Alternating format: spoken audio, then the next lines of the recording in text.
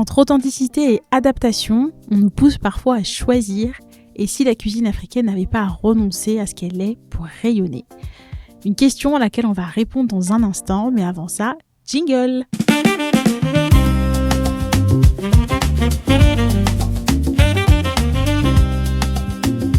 Bonjour et bienvenue dans Southipédia, le podcast où la diaspora africaine se raconte, se questionne et se célèbre entre expériences vécues et regards éclairés. Pour cet épisode, on s'intéresse à la gastronomie africaine comme espace de mémoire, de transmission et de valorisation culturelle. Comment raconter l'Afrique par l'assiette, comment transmettre sans dénaturer, comment faire rayonner ses saveurs reléguées à l'espace privé. Bien de questions que l'on va aborder avec un invité de qualité. Donc ce soir, on est avec Cher Nyang, a.k.a. Nyang Cook. Bonsoir Cher. Bonsoir. Ça va, tu vas bien? Ça va, super. Et toi? Ça va, merci. On est très content de t'avoir avec nous ce soir. Merci d'être là. Moi aussi, je suis content d'être là. Merci pour l'invitation en tout cas. Merci à toi. Donc, Cher, tu es créateur culinaire et passeur de culture africaine. Tu t'es fait connaître en partageant sur les réseaux sociaux une cuisine africaine du quotidien, profondément liée à la mémoire familiale, aux gestes transmis, aux souvenirs d'enfance. Tu as plus de 800 000 abonnés sur TikTok et plus de 600 000 sur Instagram. Tu fédères une communauté engagée autour de tes recettes qui sont accessibles, rythmées par une musique africaine et portées par ton slogan emblématique « Enjoy la famille ». Tu es aussi auteur de 2 livres et de plusieurs e-books de recettes. Et tu ne te contentes pas de cuisiner, tu racontes, transmets et valorises une culture à travers l'assiette. Et en montrant que la gastronomie africaine peut être populaire, joyeuse et profondément fédératrice. J'espère que je t'ai bien présenté. Oh, on est pas mal. C'est très très bien. J'aurais pas dit mieux.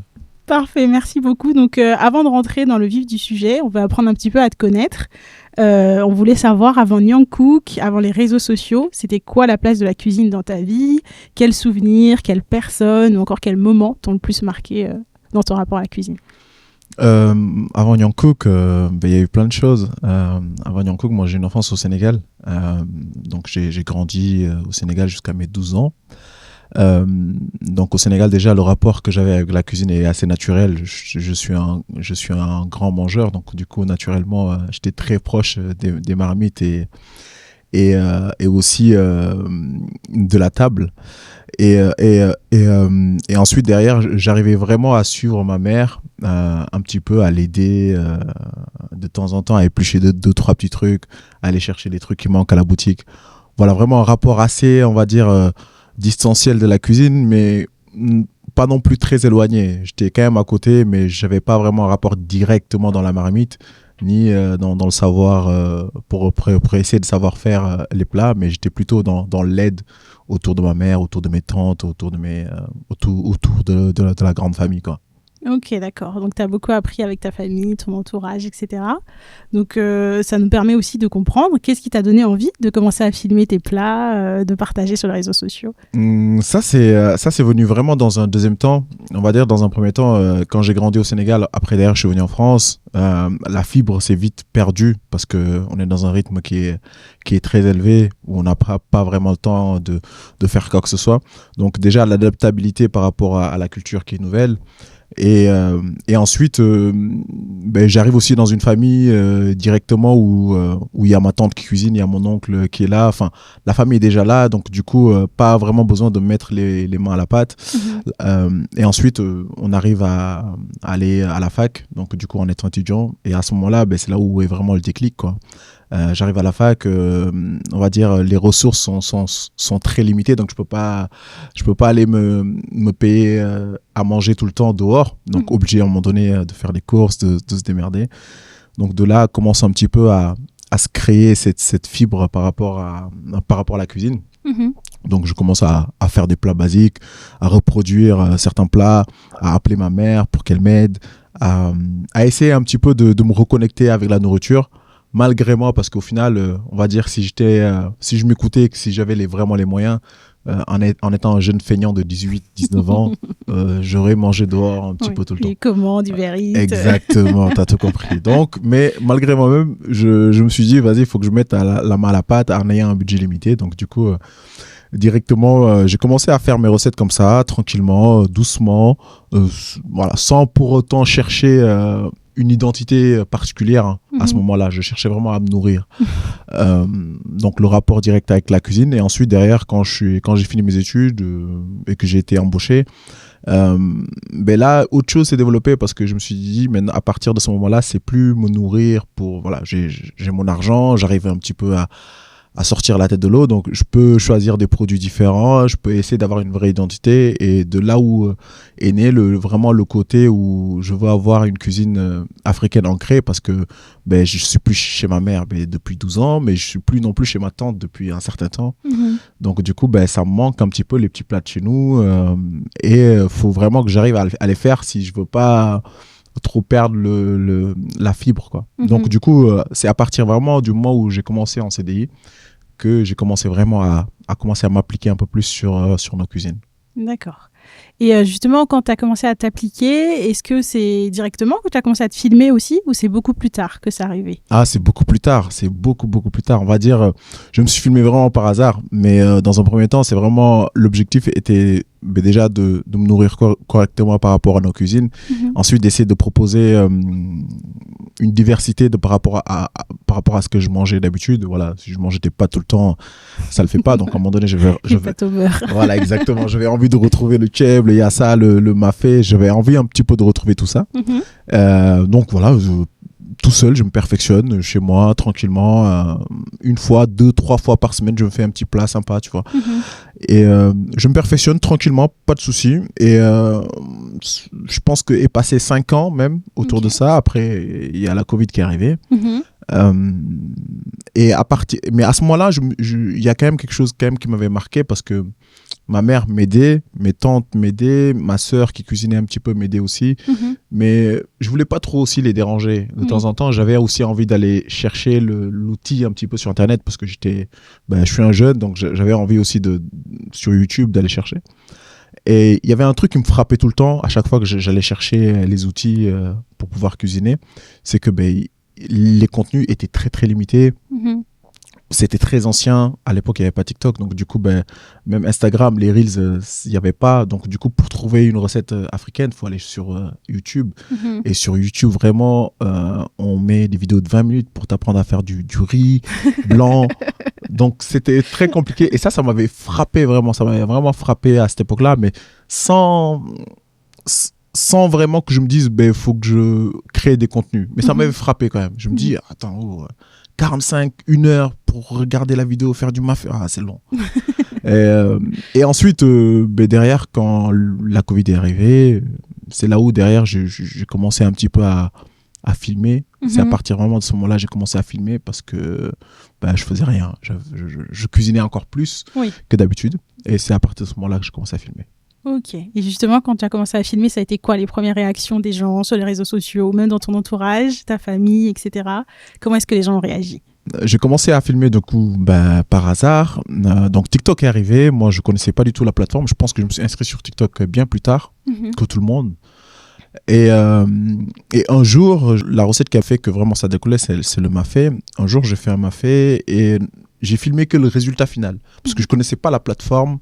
Et j'ai filmé comme si je faisais une story. Donc, j'ai filmé le résultat final et j'ai envoyé la vidéo sur les réseaux sociaux. Je crois qu'il était 21h, quelque chose comme ça.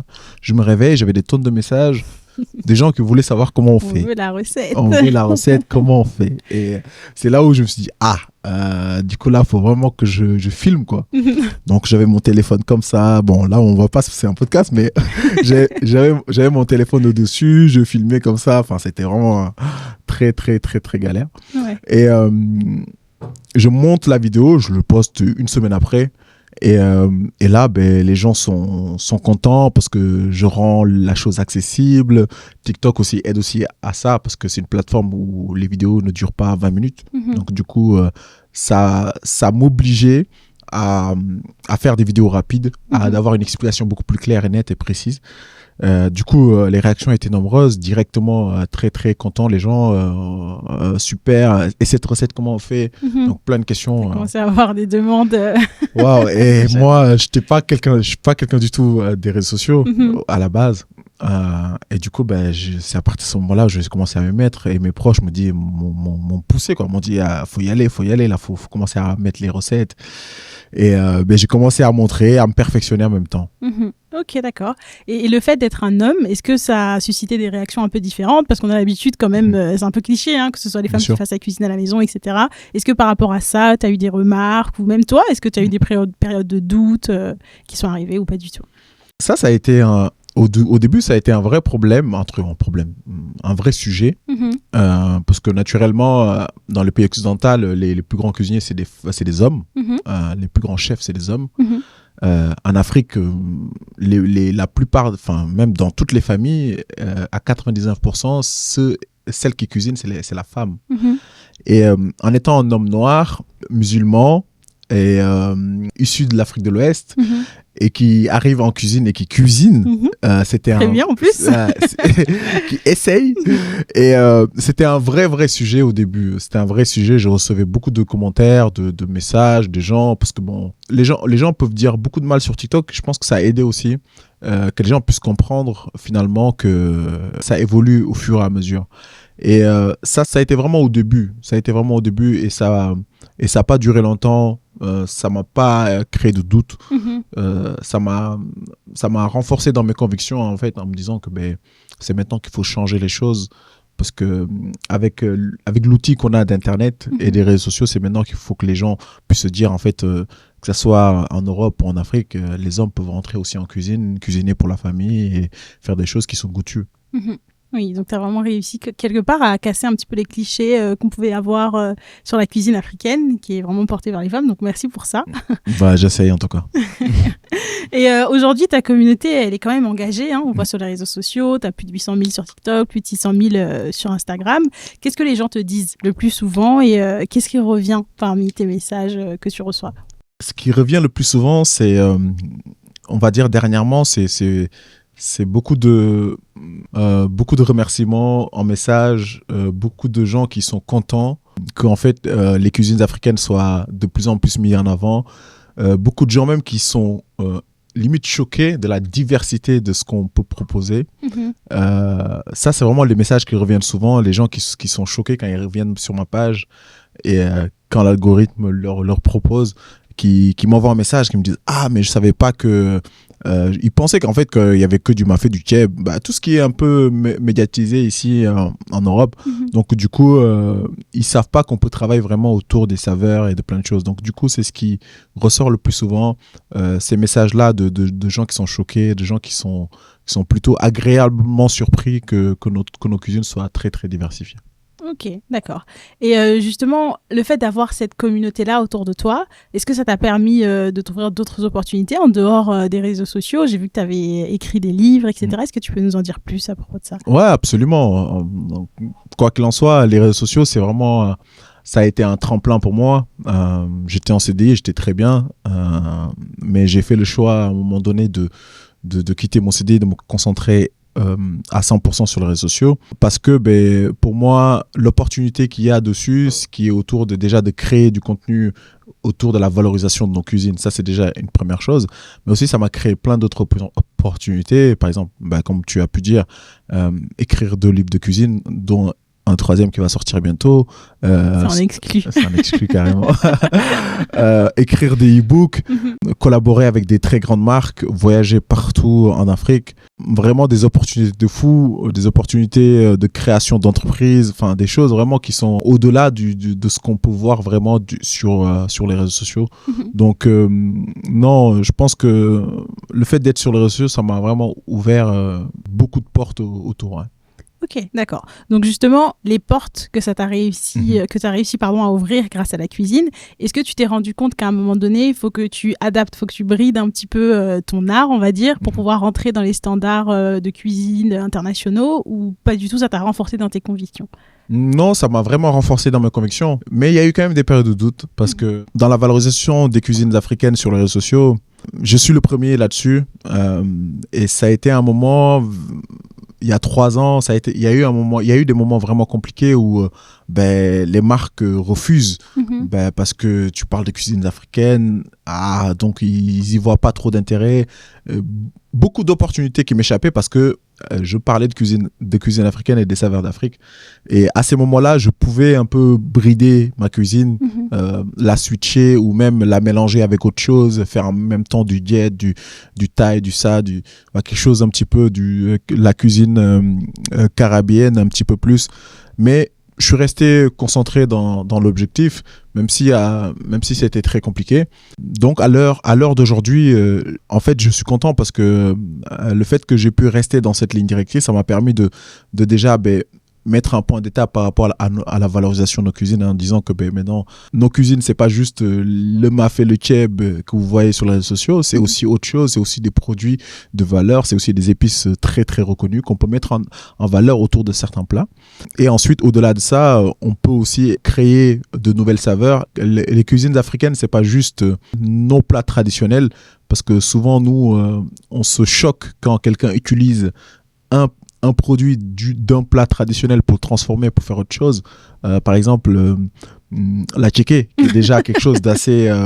qui est une semoule, en fait, finalement, si on la prend bêtement, qui est vraiment une semoule, et qu'on peut travailler finalement différemment, qu'on peut utiliser avec d'autres ingrédients, qu'on peut mélanger, qu'on peut manger avec autre chose que le poisson ou le poulet qui est mangé en Côte d'Ivoire.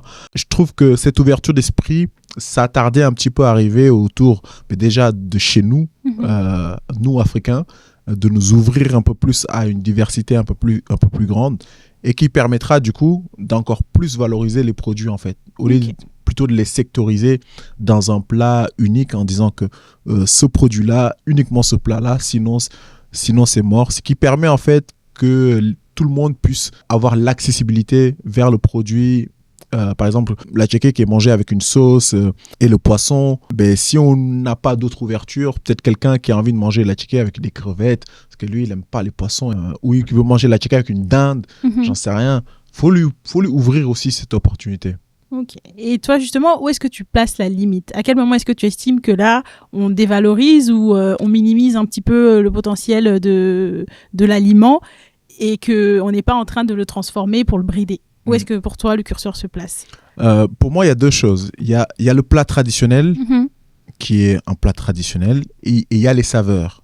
C'est 2 choses totalement différentes. Par exemple, revenons en France, quand on parle de bœuf bourguignon, on ne va jamais transformer le bœuf bourguignon. Ça se fait avec du vin, ça se fait avec ça. On ne va pas le transformer.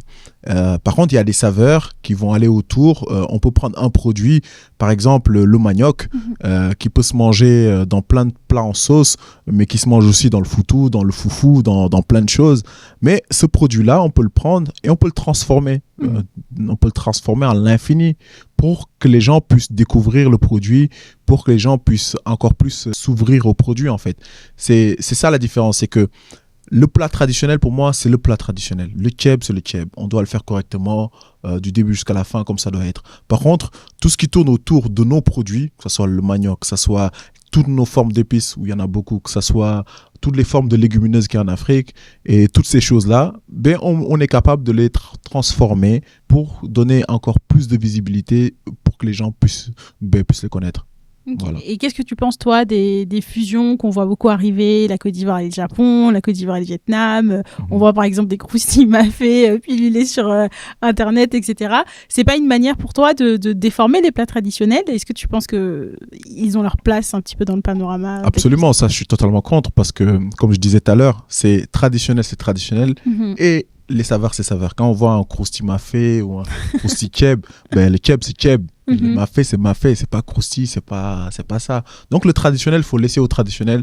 Et quand on veut faire, par exemple, on veut faire un croustille aux saveurs africaines, faites autre chose. Mettez une épice africaine dans votre sauce.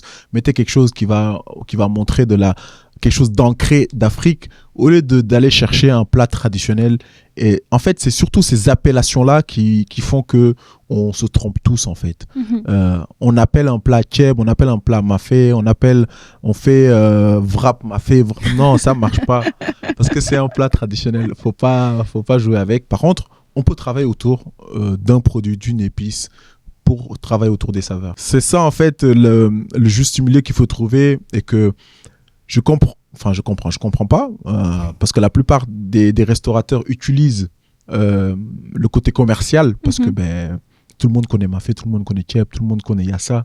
Donc, ils utilisent ça parce qu'ils savent que ça va vendre. Par contre, s'ils font un crusti saveur PB, mais qu'est-ce que c'est ça? Voilà, tu vois, parce que personne connaît le PB, mais sauf qu'il faut le vendre, tu vois, le produit. C'est là où va se faire la différence entre le restaurateur qui va juste chercher son chiffre et le truc qui marche, ou le restaurateur ou le créateur de contenu qui va juste aller chercher le fait de valoriser encore plus les produits et la culture. Merci pour ces paroles sages que je partage d'ailleurs. Mais les personnes qui sont présentes sur les réseaux sociaux, donc des personnalités comme toi, etc., on sait qu'aujourd'hui, leur prise de parole, leur positionnement ont changé complètement le rapport à la culture, etc., parce que les choses circulent plus facilement, les gens ont plus accès à l'information. Comment toi, tu vois ton rôle aujourd'hui auprès des gens qui te regardent, les plus jeunes par exemple, ou les différentes communautés? Moi, je me suis toujours dit que la cuisine, c'est bien parce que c'est ce qui a fait que j'ai une grosse communauté. Les gens, avant, plutôt beaucoup de gens me suivaient par rapport à la cuisine. Je pense que c'est aussi important de toujours valoriser aussi notre culture. Il y a la cuisine, mais aussi à travers plein d'autres choses. Moi, je suis quelqu'un, j'essaye toujours de me dire, la cuisine, c'est ta phase 1 qui a permis que tu développes une communauté engagée. Par contre, rien n'empêche que demain, s'il y a un sujet qui est important, où je dois faire une prise de parole importante pour que les gens puissent comprendre mon point de vue par rapport à ça et qui concerne ma culture africaine, je la ferai sans hésiter parce que pour moi, le message ne doit pas juste s'arrêter autour de la cuisine. Le message est assez global. Dans ma biographie, j'ai mis pour la valorisation des cuisines africaines. Mais je pense que, même en sortant d'ici, je vais la changer. Je pense que c'est plutôt pour la valorisation de l'Afrique, en fait. Que ce soit de par la cuisine ou de par autre chose, de par tout ce qui tourne autour de l'Afrique.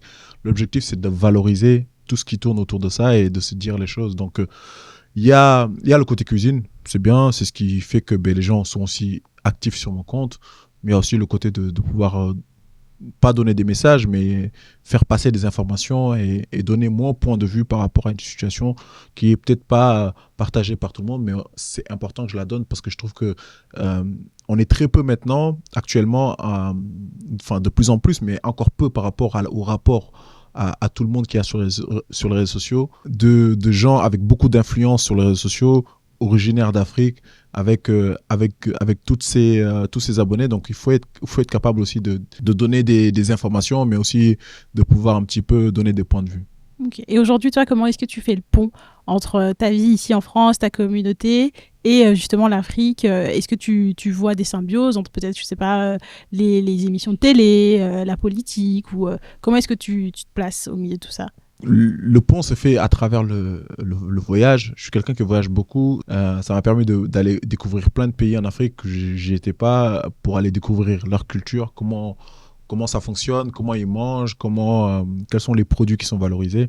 Et je pense que c'est ce qui fait en fait que je trouve le juste milieu entre ma vie ici et mes projets et mon enfance et mes origines sénégalaises, mais aussi la valorisation de toute l'Afrique que je veux. C'est le voyage qui me permet un petit peu de pouvoir un petit peu toucher à tout ça. Ok, d'accord.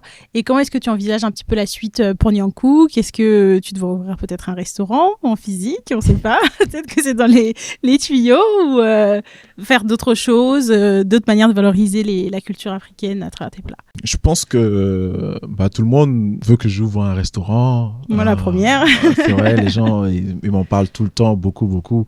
Mais je sais ce que c'est le métier de restaurateur. Je sais ce que ça demande. Je sais les efforts, les nuits blanches, le travail annexe que ça demande, et je sais pas à l'heure d'aujourd'hui si je suis prêt vraiment à mettre beaucoup de choses de côté pour me consacrer à ça, mais c'est quelque chose qui est en réflexion, c'est quelque chose qui mûrit tout le temps. Il y a un projet qui est en cours, mais voilà, on travaille, on voit, on regarde, on repousse, on adapte, mais certainement, il y a quelque chose qui se fera un jour, Inch'Allah, mais on verra au fur et à mesure comment ça va se passer.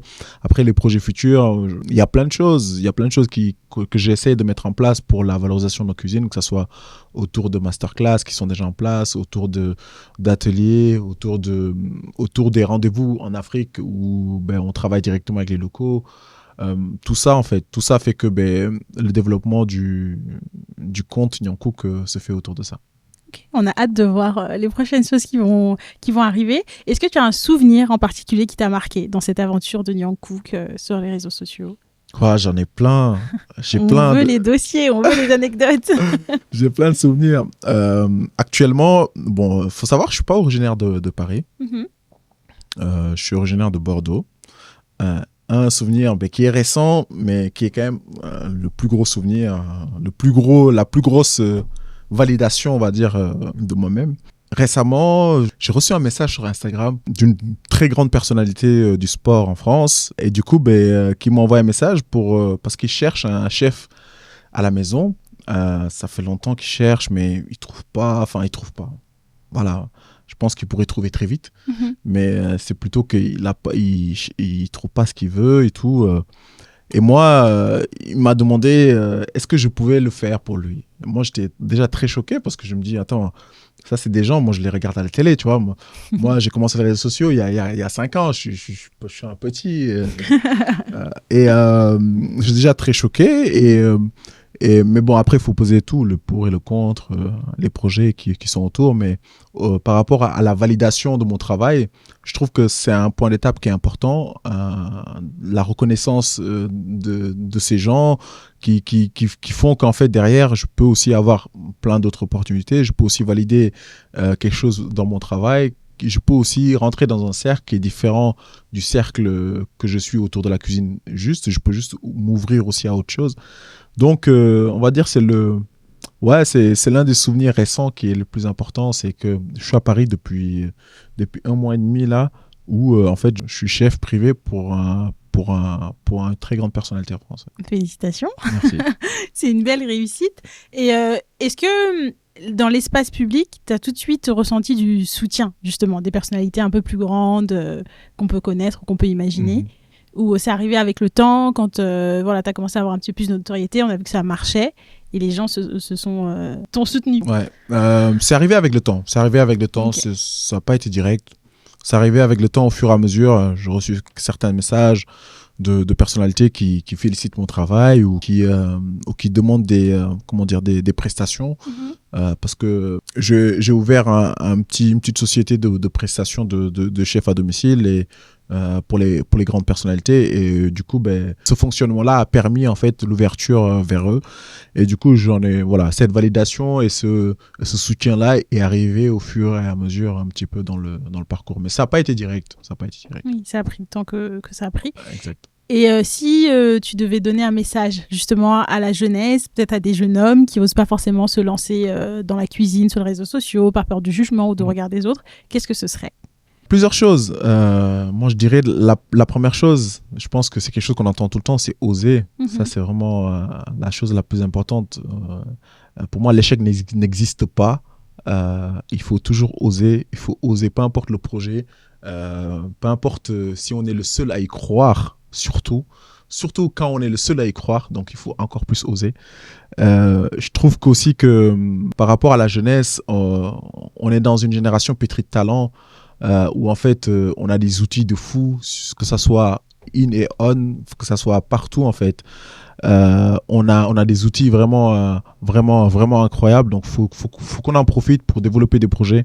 Et je pense que c'est quelque chose aussi qui est important. Pour moi, le monde du salariat, c'est pas, je le dis avec conviction, c'est pas l'avenir. Pour moi, vraiment, en étant jeune, avec tous les outils qu'on a autour de nous, il faut qu'on développe des projets, il faut qu'on soit ambitieux, il faut qu'on soit autonome, il faut qu'on prenne des risques en fait. Il faut pas avoir peur, et de là aller se créer des choses, entreprendre, créer de nouvelles choses et aller au-delà en fait, aller au-delà un petit peu des limites et questionner. Et n'hésitez pas à questionner, parce que souvent on se dit cette personne il a autant d'abonnés, je vais pas le questionner. Non, si une personne est dans la cuisine, veut faire de la cuisine autour des cuisines africaines et un jour m'envoie un message, bien sûr, il faut que je tombe dessus. Si un jour, quand je scrolle, je tombe sur son message, mais avec plaisir, je vais répondre parce que je sais que moi, je suis passé par là. J'ai été par là à chercher des conseils et j'avais personne pour me conseiller parce qu'il y avait personne en fait dans mon milieu. Donc, s'il y a des gens qui sont autour de ça, ben, s'ils veulent questionner, il faut questionner. C'est pas parce que l'autre il a 1 million, 600 000, 100 000, 30 000, 20 000. S'il a la volonté de te répondre, il va te répondre. Donc, poser des questions, surtout ne pas avoir peur de poser des questions et de sortir de ce monde du salariat et d'aller et d'entreprendre. Ouais. D'entreprendre. C'est un beau message parce qu'en plus, on a parlé d'entrepreneuriat récemment sur le podcast. Donc, on Important. essaye justement de faire le pont entre les gens issus de la diaspora et des ambitions qu'ils peuvent avoir sur le continent. Comment est-ce qu'ils peuvent donner. Donc, c'est un très beau message. Comment est-ce que tu vois la cuisine africaine dans 10 ans, dans la représentation des médias, dans le rapport que les gens ont à la cuisine africaine? Alors, c'est particulier parce que je vois que les gens sont de plus en plus ouverts d'esprit par rapport à nos cuisines. Mais je pense que nos cuisines seront encore plus...